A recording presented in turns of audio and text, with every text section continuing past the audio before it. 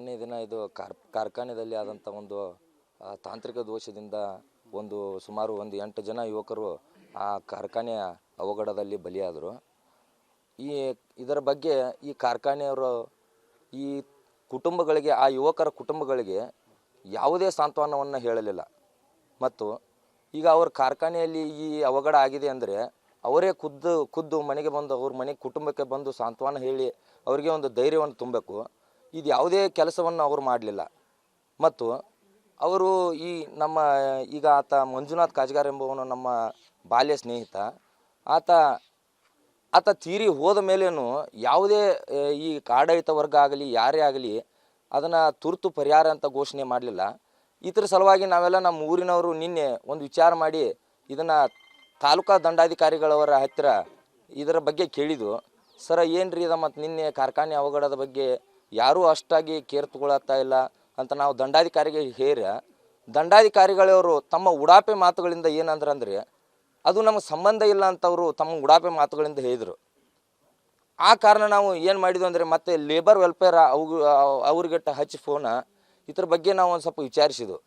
ಆ ನಂತರ ಊರಿನ ಎಲ್ಲ ದೈವೆಲ್ಲ ಕೂಡಿ ಏನು ಮಾತಾಡಿಬಿಡ್ತಂದ್ರೆ ಇದನ್ನು ಯಾರೂ ಕೇರ್ ತಗೊಳತ್ತಿಲ್ಲ ಅಂದಿಂದ ಆತನ ಶವವನ್ನು ಓದು ನಾವು ಅಲ್ಲಿ ಸ್ಟ್ರೈಕ್ ಮಾಡೋಣ ಅಂತ ಹೇಳಿಬಿಟ್ಟು ರೀ.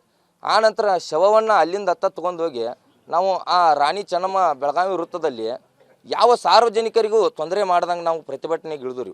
ನಮ್ಮ ಊರಿನ ಗ್ರಾಮಸ್ಥರೆಲ್ಲ ಇದರಲ್ಲಿ ಎಲ್ಲರೂ ಪಾಲ್ಗೊಂಡು ಆ ಪ್ರತಿಭಟನೆಯಲ್ಲಿರುವಾಗ ಈ ಮಾನ್ಯ ತಹಸೀಲ್ದಾರ್ ಸಾಹೇಬರು ಬಂದು ಅಲ್ಲಿಗೆ ಏಕೆ ಬರಬೇಕು, ಮೊದಲು ಅವರ ದಂಡಾಧಿಕಾರಿಗಳವರು ಸಂಬಂಧ ಇಲ್ಲ ಅಂದವರು ಅಲ್ಲಿ ಬಂದಾರ, ಇದಕ್ಕೆ ಸರ್ಕಾರ ನೀವು ಹೊಣೆ ಆಗಬೇಕು. ಈ ಅಧಿಕಾರಿಗಳನ್ನು ನೀವು ಆದಷ್ಟು ಈ ಕರ್ತವ್ಯದಲ್ಲಿ ಅವರನ್ನು ಇಡಕ್ಕೆ ಬಿಡಬೇಡ್ರಿ. ಆದಷ್ಟು ಇವರನ್ನು ಅವ್ರಿಗೆ ರಿಸೈನ್ ಮಾಡಿಬಿಡಿ. ಅಂಥ ಅಧಿಕಾರಿಗಳನ್ನು ಯಾರೂ ಕೇರ್ ತಗೊಳ್ಳೋದು ಇರದಂಥದ್ದು ಇವ್ರನ್ನ ಆ ಕುಟುಂಬದ ಅವರ ಸ್ಥಿತಿಯನ್ನು ನೋಡಿ ಅವ್ರ ಕುಟುಂಬದವರು ನಿನ್ನೆ ಅವರು ಬಡತಾನ ಕಂಪ್ನಿಯವ್ರು ಬಂದರು ಸರ್. ಅಲ್ಲಿ MD ಅವ್ರು ಬಂದರು. MD ಅವ್ರು ಬಂದು ಅವರು ಆಡಳಿತ ವರ್ಗದ ಮುಂದೆ ಇದನ್ನು ಇಡ್ತೀವಿ, ಆದ್ದರಿಂದ ಇದನ್ನು ವಿಚಾರಿಸಿ ಮಾತಾಡ್ತೀವಿ ಅಂತಂದ್ರಿ. ಆಡಳಿತ ವರ್ಗ ಅಂದರೆ ಆ ಕಾರ್ಖಾನೆ ಮಾಲೀಕದವರು ಅವರಾದರೂ ಮೊದಲು ನಮ್ಗೆ ಶಾಸಕರದಾರ್ರಿ ಸರ್. ನಮ್ಗೆ ಇಲ್ಲಿ ಶಾಸಕರದಾರ. ಈ ಒಂದು ಕರುಣೆದಿಂತ್ರ ಅವರು ಬಂದು ಅಲ್ಲಿ ನಮ್ಮಲ್ಲಿ ಮಾತಾಡಿಸ್ಲಿಲ್ಲ. ಇಲ್ಲಿ ನಮ್ಮ ಪ್ರತಿಭಟನೆಯಲ್ಲಿಯೂ ಮಾತಾಡಿಸ್ಲಿಲ್ಲ, ಆ ಕುಟುಂಬದವ್ರಿಗೂ ಏನು ಮಾತಾಡಿಸ್ಲಿಲ್ಲ. ಯಾವುದೇ ಕಾರಣಕ್ಕೂ ಅವರು ಇದರಲ್ಲಿ ತಲೆನೇ ಹಾಕಲಿಲ್ಲ. ಇದರ ಸಲುವಾಗಿ ನಾವು ಪ್ರತಿಭಟನೆಯನ್ನು ಇನ್ನೂ ಹೆಚ್ಚು ಮಾಡಿದ್ವು. ಆ ನಂತರನು MD ಕೈಯಲ್ಲೇ ಅವರು ಕಳಿಸಿ ಅದರಿಂದ ವ್ಯವಹಾರವನ್ನು ಒಂದು ದನದ ವ್ಯವಹಾರ ಅಂದಾಗತ್ತೆ ಅಷ್ಟು ಕೊಡ್ತವು ಇಷ್ಟು ಕೊಡ್ತವು ಅಷ್ಟು ಕೊಡ್ತಾವೆ ಅಂತಂದ್ರೆ ಈ ಬಡ ಯುವಕ ಕಾರ್ಮಿಕರ ಸಾವಿಗೆ ನ್ಯಾಯನ ಇಲ್ದಂಗೆ ಆ ನಮೂನಿ ಎಮ್ಮೆ ವ್ಯಾಪಾರ ಕುದುರಿಸಿದಂಗೆ ಮಾಡತ್ತಿರು. ಇದಕ್ಕೆ ನಾವು ಇನ್ನು ಶವವನ್ನು ತರಬಾರ್ದನ್ನುವಾಗ ಅದು ಒಂದು ನಮ್ಮ ಊರಿನವರು ಎಲ್ಲ ವಿಚಾರಿಸಿ ಮತ್ತು ನಮ್ಮ ಶವ ಒಂದು ಸ್ವಲ್ಪ ಏನಾದರೂ ಭಾಳ ಟೈಮ್ ಆದ್ರೆ ಒಂದು ಸ್ವಲ್ಪ ಏನಾರ ಸ್ಮೆಲ್ ಅದು ಬರ್ತದಂತ ಅನ್ನೋ ಕಾರಣಕ್ಕೆ ನಮ್ಮ ಊರಿನ ದೈವದಾರೆಲ್ಲರೂ ವಿಚಾರಿಸಿ ಇದನ್ನು ಮಾಡ್ಕೊಂಡು ನಮ್ಮ ಊರಿನ ಯುವಕ ಮಂಜುನಾಥನ ಅಂತ್ಯ ಸಂಸ್ಕಾರವನ್ನು ಮಾಡಿದ್ದೇವೆ. ನೀವು ನಮ್ಮ ಮಗ ರೀ ನಮಗೆ ಸುದ್ದಿ ಬಂದದ್ದು 2 ಗಂಟೆಗೆ ಸರ್. ಅದು 2 ಗಂಟೆಗೆ ನಾವು ಹೊಲ್ದಾಗಿದ್ದು ರೀ. ಇಲ್ಲಿ ಬೆಳಗಾವಿ ಬೈಲಹೊಂಗಲ ಹಾಸ್ಪಿಟಲ್ ಕರ್ಕೊಂಬಂದ ಟೈಮ್ದಾಗ ನಮ್ಮ ಊರವರು ಹಿಂಗಪ್ಪ ನಿಮ್ಮ ಮಗ್ ಹಿಂಗಾಗೈತೆ ಅಂತ ಅವ್ರು ಫೋನ್ ಹಚ್ಚಿದ್ರಿ ನನಗೆ. ಆಮೇಲೆ ನಾನು ಹೊಲದಿಂತ್ರ ಬಂದು ನಾವು ಬೈಕ್ ತೊಗೊಂಡು ನಾವು ದವಾಖಾನಿಗೆ ಹೋದ್ವಿ ರೀ. ಆ ದವಾಖಾನಿಗೆ ಹೋಗಿ ಅಲ್ಲಿಂತ್ರ ಹೋಗಿ ಬೈಕ್ ಅಲ್ಲಿ ಇಟ್ಕ್ಯಾರ ನಾವು ಬಸ್ಸಿಗೆ ನಾವು ಕೇಲಿಗೆ ಹೋದ್ವಿ. ಕೇಲಿಗೆ ಹೋಗ್ಯಾರನಂತ ಕೇಲಿಗೆ ಹೋದ್ವಿ ರೀ. ಕೇಲಿಗೆ ಹೋಗೋದು ಅಲ್ಲಿ ಒಳಗೆ ಕರ್ಕೊಂಡು ಹೋಗಿದ್ದಾರೆ ಅಂತ ಹೇಳಿರಿ ನಮಗೆ ರೀ. ನಾವು ಅಲ್ಲಿ ಕುಂತೂರಿ ನಮಗೆ ಭೇಟಿ ಆಗಲಿಲ್ಲ ರೀ. ಒಟ್ಟು ಭೇಟಿ ಆಗಲಿಲ್ಲ. ಅಲ್ಲಿ ಯಾರೂ ಇರಾಕಿನೂ ಇಲ್ಲ. ಮತ್ತು ನಮ್ಗೆ ಯಾರೂ ಅವ್ರು ಕಾಲೂ ಮಾಡಿಲ್ಲ ರೀ. ಫ್ಯಾಕ್ಟ್ರಿ ಅವರು ಯಾರೂ ನಮ್ಮ ಸನೇಕೂ ಬಂದಿಲ್ಲ. ಒಟ್ಟು ನಾವು ಅಲ್ಲಿ ಬೆಳತನ ಕುಂತರು ನಮ್ಮ ಮಕ ನೋಡ್ತು ಅಂತಂದ್ರೆ ಯಾರೂ ನಮ್ಮನ್ನು ಭೇಟಿನೂ ಮಾಡಲಿಲ್ಲ.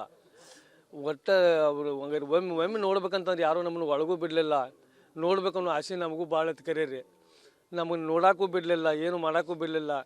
ಇರಾಮ ಒಬ್ಬ ಮಗ ರೀ, ಅವನ ಮೇಲೆ ನಮ್ಮ ಎಲ್ಲ ಆಸೆ ಇತ್ತು. ಎಲ್ಲ ನಮ್ಗೆ ಇನ್ನು ಏನು ಮಾಡೋಕೆ ಬರ್ದಂಗೆ ನಮ್ಮ ಆಸೆ ಎಲ್ಲ ನಿರಾಸೆ ಆಗಿ ಹೋಗಿ ಬಿಡ್ತೀರಿ ಸರ್. ಹ್ಞೂ ರೀ.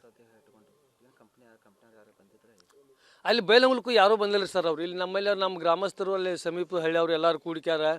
ಅವರು ಹೋರಾಟ ಮಾಡಿರಿ, ನನಗೂ ಹೇಳಿರಿ ಹಿಂಗೆ ಮಾಡತ್ತೀರಪ್ಪ ಅಂತ ಹೇಳ್ಯಾರ.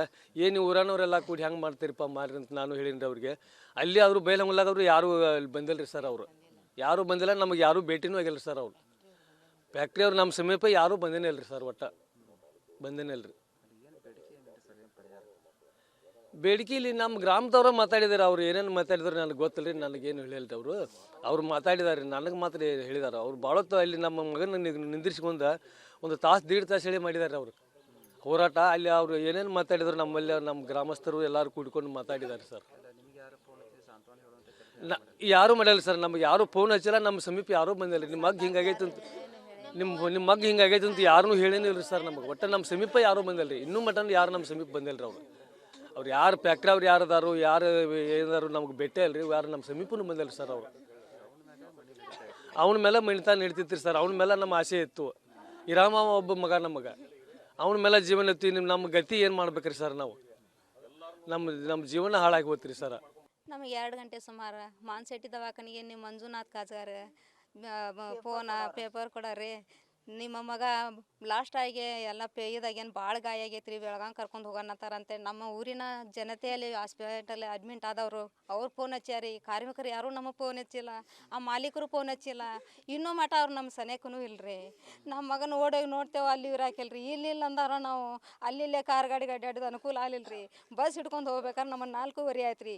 ಅವಾಗ ಒಬ್ರು ಯಾರೋ ಫೋನ್ ಹಚ್ಚಿರಿ, ಇಟೋ ಮಠ ಬಂದು 3 ತಾಸು ಆತಿ, ಈಗ ನೀವು ಹಚ್ಚಾತೀರಂತ ನಾನು ಒಂದಿಟ್ಟು ಸಿಟ್ಟು ಮಾಡೀನಿ ರೀ.